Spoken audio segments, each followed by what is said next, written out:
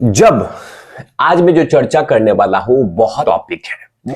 जब आपको किसी बाबा साधु संत में अगर विश्वास नहीं है, उस बाबा में, उस साधु संत में, तो बेहतर है कि चुप रहिए, चुप रहिए।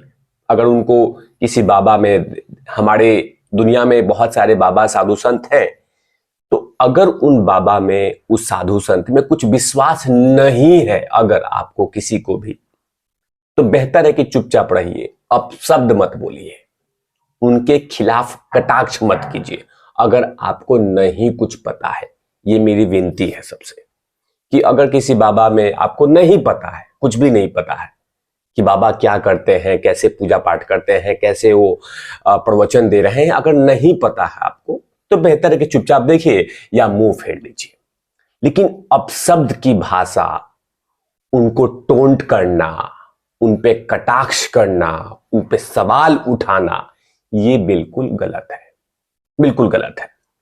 और अगर आप कटाक्ष करते हैं तो वही सोच बाकी धर्मों पे भी रखिए, कि बाकी धर्मों पे भी कुछ बोल सके। क्योंकि सिर्फ हिंदू धर्म पे क्यों बोलेंगे आप, हिंदू साधु संतों पे क्यों बोलेंगे आप, सिर्फ साधु संतों पे क्यों बोलेंगे, बाकी धर्मों पे भी दम रखिए बाजू में, कि हाँ मैं बाकी धर्मों पे भी बोल सकता हूं, अगर ऐसी गट्स है तो।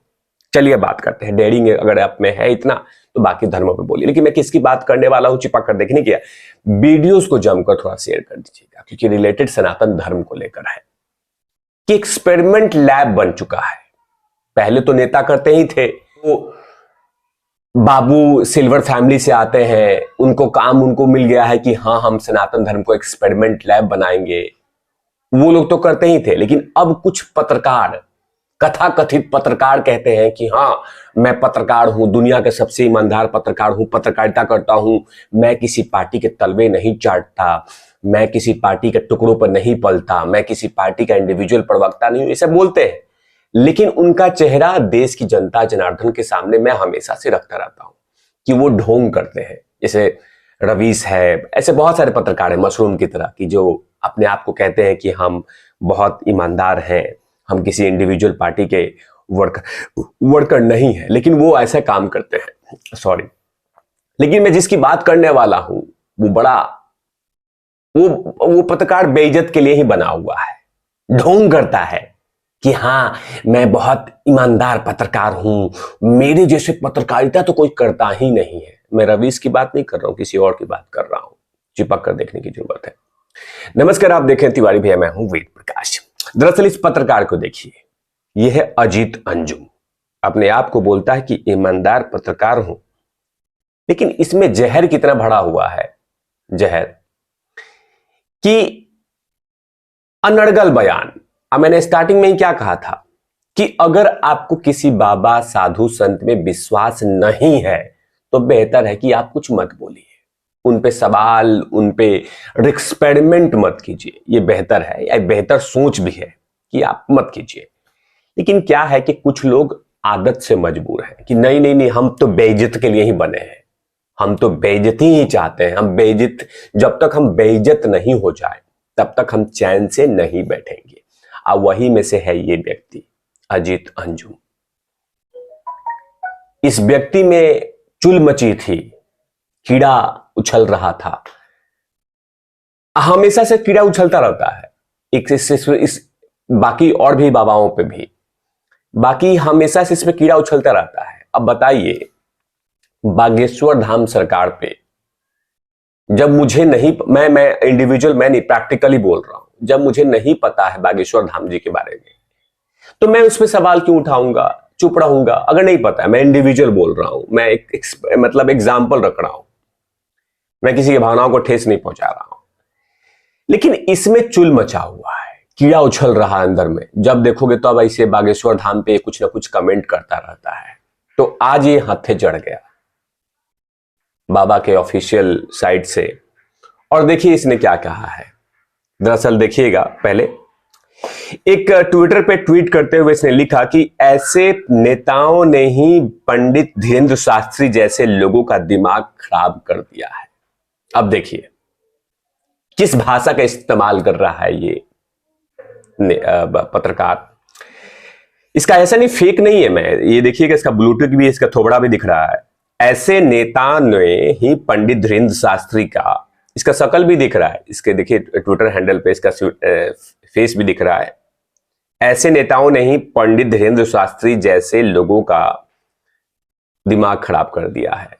लोगों, जबकि मैंने कहा था कि किसी बाबा के बारे में, किसी साधु संत के बारे में नहीं पता तो मत बोला करना भाई, किसने इनवाइट किया है।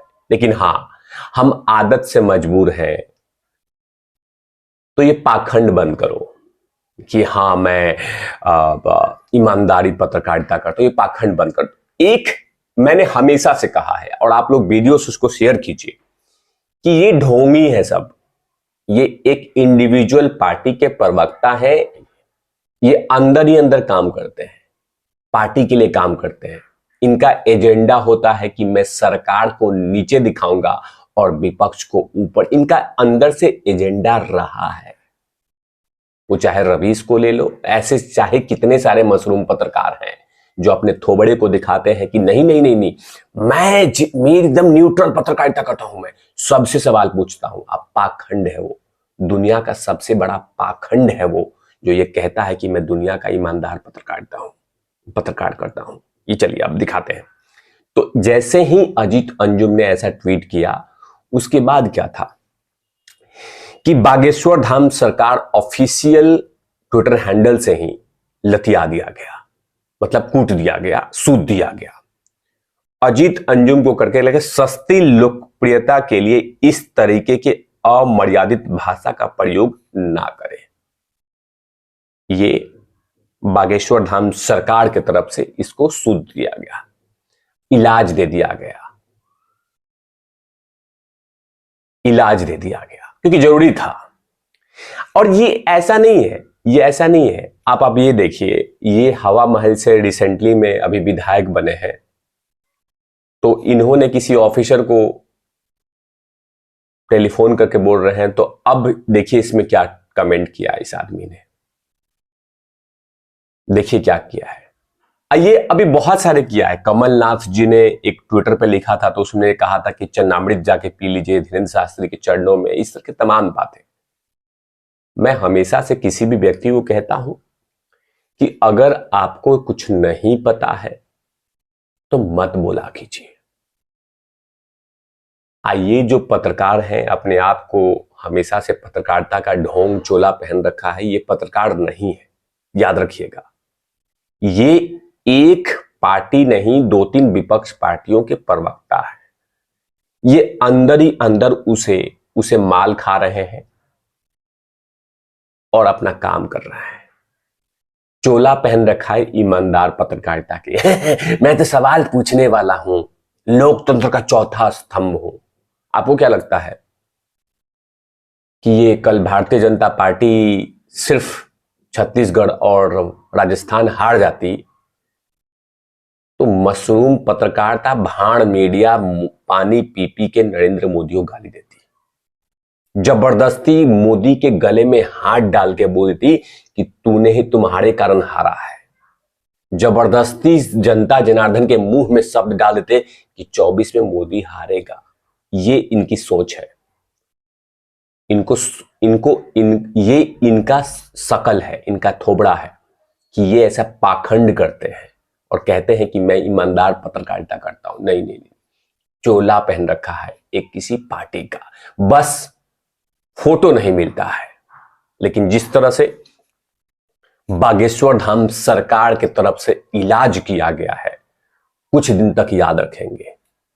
और जिस तरह की भाषा कहा गया है कि अमर्यादित भाषा का प्रयोग न करें, ये हमेशा से करता रहता है। लेकिन जिस तरह से बागेश्वर धाम सरकार की तरफ से डोज दिया गया है, अगले कुछ दिन तक शांत रहेगा ये आदमी। ऐसे तमाम खबरों पे तिवारी भैया की लगातार नजर रहती है। इस मामले को लेकर आप क्या सोचते हैं, कमेंट सेक्शन में जरूर रखिएगा कि बागेश्वर धाम पे जिस तरह का कमेंट करता है अजीत अंजुम, इसके बारे में आप क्या सोचते हैं, जरूर लिखिएगा। तब तक के लिए आप देखते रहिए तिवारी भैया। मैं हूं वेद प्रकाश, कैमरामैन ध्रुव लाठी के साथ और रवि।